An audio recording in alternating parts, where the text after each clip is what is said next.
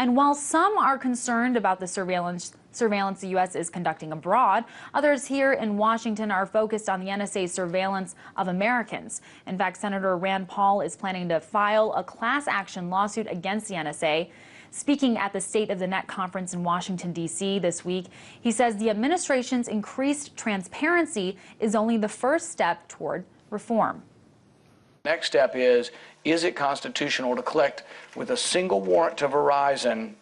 Can you collect 100 million people's records?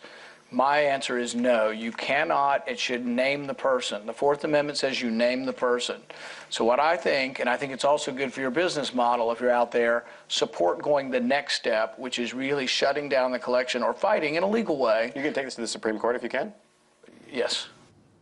So to talk about everything from Copenhagen to this forthcoming lawsuit, I'm joined by Wes Benedict, Executive Director of the Libertarian National Committee in D.C., and Matt Binder, a producer at The Majority Report in our New York studio. Thank you, gentlemen, both for joining me. Wes, let's start with you. Let's talk about Senator Rand Paul's lawsuit. We've seen judges rule already on two high-profile federal cases. They came to very different conclusions on the constitutionality of the NSA surveillance programs. Considering this will be a class action lawsuit where a lot of people are expected to get on board, do you think it'll carry more weight in the court? I think it's too soon to tell that right now. Court decisions are very unpredictable. We've had others on other areas like Obamacare where some thought it would be struck down, others not. It's really hard to say. Once the lawsuit's filed, people will start analyzing it and make predictions on the legal outcomes.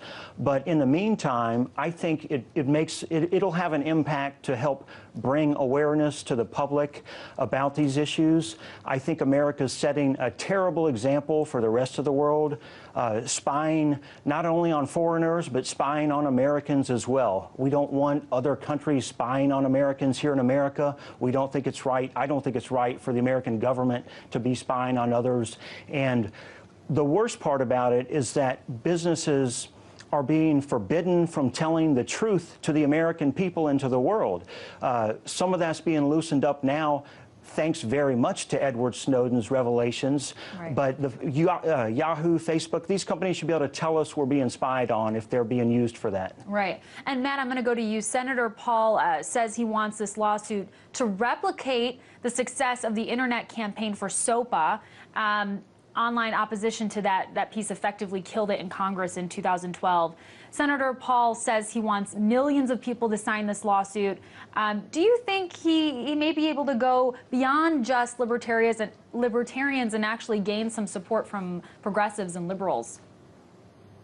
I really do think he can with this. It's something both his father and himself have been very good at doing on these certain issues, these sort of privacy issues. But the thing is with the SOPA issue that makes it different from this is that SOPA was sort of, it was a campaign done by, there was no sort of leader of this campaign, whereas Rand Paul is putting himself first and foremost in this class action lawsuit, getting people to sign up on this thing he's put together.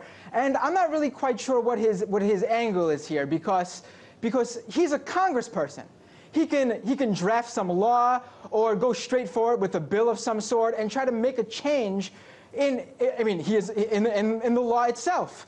But instead he's going this public route, and it makes me question whether this is really about the NSA or if he's looking at 2016. And Wes, Senator Rand Paul says he wants us to go all the way to the Supreme Court. Do you think there's a chance it could? Certainly there's a chance, but if lower courts rule a certain way and then it's appealed, it could make it to the Supreme Court. I would like to see it go that high and have the court rule again on these issues, but I think what your other guest said about it turning into a political thing that turns off a large part of the country, he may be a presidential candidate as a Republican, that may lose him some support from the left, but we'll see. I'm glad he's bringing this issue up. I'd like to see someone, a Democrat, pick up on this issue and make a big deal about it as well, so we can get the whole country behind stopping these. Well, it certainly seems to be a bipartisan issue so far. Matt, given these new revelations about the NSA spying at the UN, climate summit in Copenhagen. What's your sense as to why there's so much interest on the part of the U.S. government to tap the communications of these climate negotiations? Well, I mean, the U.S. has had a history of spying on all sorts of groups. I mean, we've spied on anarchists, on vegans. I mean, it's just the U.S. uses the excuse that, you know, the other countries do this sort of spying. But do we really want the United States of America to be on this list with the countries that actually do partake in this sort of spying?